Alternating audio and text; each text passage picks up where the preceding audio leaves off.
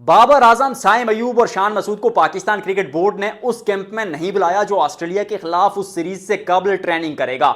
ये एक नई गुत्थी चौधरी साहब खुल चुकी है। उसको आपके सामने रखूंगा। इसमें कोई सच्चाई, कोई हकीकत, कोई कुछ नहीं है। उससे पहले ये पिच देखिए यार, क्या पिच है। आई मीन पाकिस्तान बनाम बांग्लादेश दूसरा टेस्ट सिलहट के मैदान पर एक दफा फिर 16 मई से मौत का खेल शुरू होगा। क्या पाकिस्तान को तब्दीलियां करनी चाहिए, उस पर भी बात करेंगे। लेकिन उससे पहले थोड़ी बात करते हैं पाकिस्तान क्रिकेट बोर्ड के उन 26 खिलाड़ियों पर जो पाकिस्तान क्रिकेट ने सिलेक्ट किए हैं उस कैंप के लिए।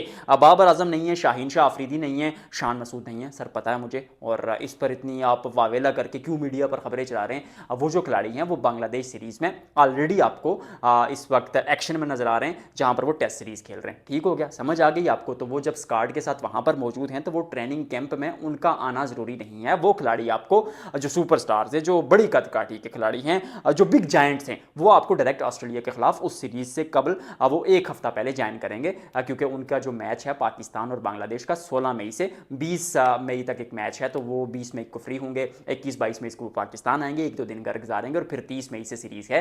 तो वो फिर ईद के दिनों में वो कहीं आपको जाकर ज्वाइन करेंगे। तो ये झूठी मूठी खबरें फैलाकर नहीं बेचने का। ओके, दूसरी जो बात करते हैं वो ये करते हैं कि उन खिलाड़ियों के बारे में मुझे एक चीज़ मैं हमेशा कहता हूं, 2-3 दिनों से कह रहा हूं, इस वीडियो में भी कहूंगा कि पाकिस्तान क्रिकेट को ना ठंडे मौसम और 4 ओवर्स के गेंदबाजों से जान छुड़ानी पड़ेगी।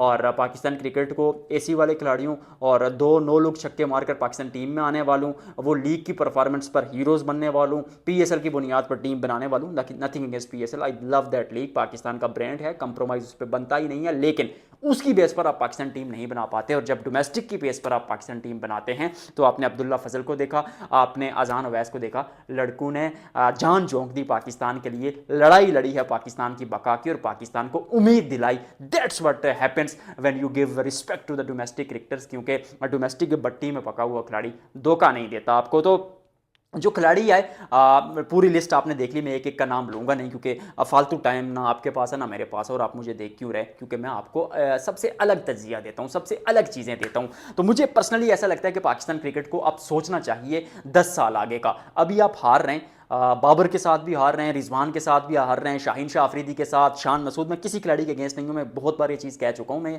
कहने का मकसद है कि इतनी बड़े खिलाड़ियों के साथ या इतनी चीज़ें बदलने के बाद या इतने लोगों को बैक करने के बाद भी आप 8 अगर बड़े टूर्नामेंट्स हार चुके हैं तो बच्चों के साथ हार जाइए यार। अगर हारना ही है तो बच्चों के साथ खेलिए, कम से कम वो अगले 10 साल के लिए तैयार तो होंगे ना। अब्दुल्ला फजल हो गया, अजान ओवैस हो गया, मैं तो कहता हूं उमर बिन यूसुफ को मौका दीजिए। फिर चाहे वो माज सदाकत हो, चाहे समीर मिन्हास हो, इन खिलाड़ियों को आप धीरे धीरे सर्कट में लेकर आइए, उनको तैयार कीजिए, शामिल हुसैन को। और well done Pakistan cricket board. मैंने एक चीज़ कही थी आपको, मैंने हर क्या कही थी, ये तो मैं बहुत अरसे से कह रहा हूं, लोग भी बहुत ये बातें कर रहे हैं जो क्रिकेट को समझते हैं कि वक्त से पहले सुपरस्टार्स नहीं बनाने। और ये जो खिलाड़ी परफॉर्म कर रहे थे, चाहे अरफात मिन्हास हो, शामिल हुसैन हो, समीर मिन्हास हो, इनको जो है आप पाकिस्तान क्रिकेट टीम में इतने जल्दी ना लाएं। उनको पहले कैंप्स में बुलाएं, उनको पहले ए टूर्स पर भेजें, उनको डोमेस्टिक क्रिकेट खेलने दें। और ये जो कैंप में आपने डिजर्विंग खिलाड़ियों को बुलाया है, well done Pakistan cricket board. 10 साल आगे का सोचें, टीम बनाएं, एक ऐसा कोर बनाएं, हार ही रहे हैं तो एक साल और हार जाएं, लेकिन टीम ऐसी बनाएं कि सबको पता चले अजान ओवैस हो गए, अब्दुल्ला फजल हो गए, इन खिलाड़ियों में बहुत पोटेंशियल है यार। शामिल हुसैन बुरा लड़का नहीं है, अली रजा लाजवाब गेंदबाज है, समीर मिन्हास है, अरफात मिन्हास है। जिस मुल्क के छतों पर क्रिकेट खेली जाती है, मुझे बताएं, जिस मुल्क में मियाँ बीवी शादी के बाद जो है ना वो हनीमून के बजाय अब वो क्रिकेट मैच देखने आ जाते हैं, उस मुल्क में आप कह रहे हैं कि वहां पर टैलेंट नहीं है। या जिस मुल्क में बच्चे और वालिदैन आपस में क्रिकेट खेलते हुए एक दूसरे के साथ सहन में, उस मुल्क में कौन कहता है कि टैलेंट नहीं है। छतों पर क्रिकेट खेली जाती है, गली कूचों में कहाँ, सड़कों पर क्रिकेट खेली जाती है इवन यार। तो वहाँ टैलेंट बहुत है, उस टैलेंट को पॉलिश कीजिए। मुझे खुशी होती है जब डोमेस्टिक के खिलाड़ी परफॉर्म करते हैं, चाहे वो अजान ओवैस की इनिंग देख लें, एक्स्ट्रॉर्डनरी पोटेंशियल दिखाया, हेड पोजीशन लाजवाब थी, हैंड एंड आई जो कोऑर्डिनेशन था वो लाजवाब था।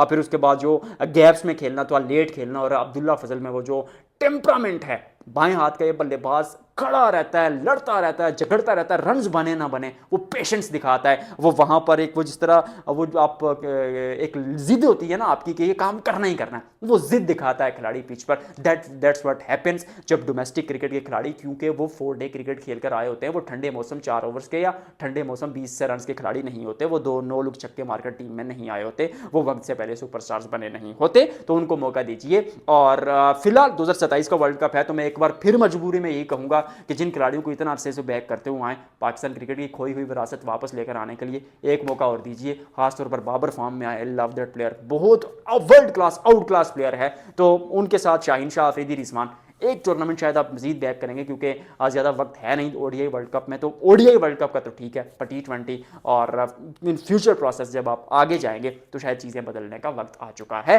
पिच देखिए आपने पाकिस्तान बांग्लादेश सेलहट की पिच, अगली वीडियो में चर्चा करेंगे इस पर कि मौत का खेल जो है वो कैसे पाकिस्तान सर्वाइव करेगा।